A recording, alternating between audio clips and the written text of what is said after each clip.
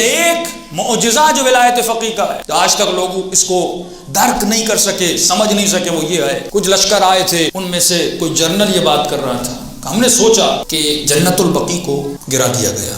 اس زمانے میں کیا مجتہد تھے کہ نہیں تھے؟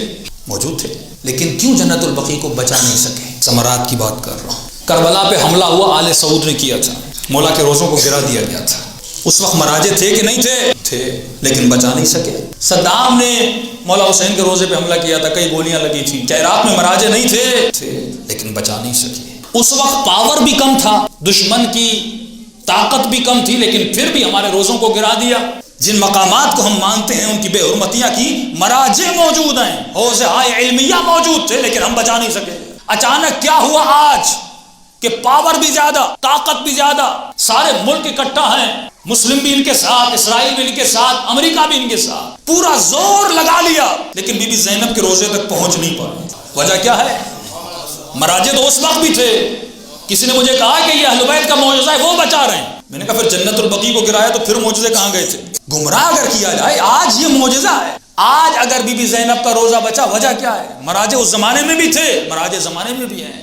اس زمانے میں ایک فرق تھا، مراجع تو تھے پر فقیہ کی حکومت نہیں تھی۔ آج فقیہ کی حکومت ہے۔ یہ فقیہ ہے، جب آپ کی حکومت ہو تو آپ کو پاور ملتا ہے۔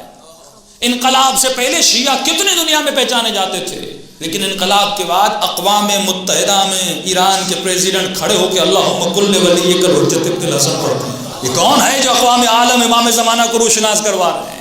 مولا امام حسین کا نام لے رہے ہیں۔ یہ اور ہے، آپ ایران میں آتے ہیں آپ کو بہت ساری خامیاں بھی نظر آتی ہیں۔ ہمیں افراد سے کام نہیں ہے، سسٹم سے کام ہے۔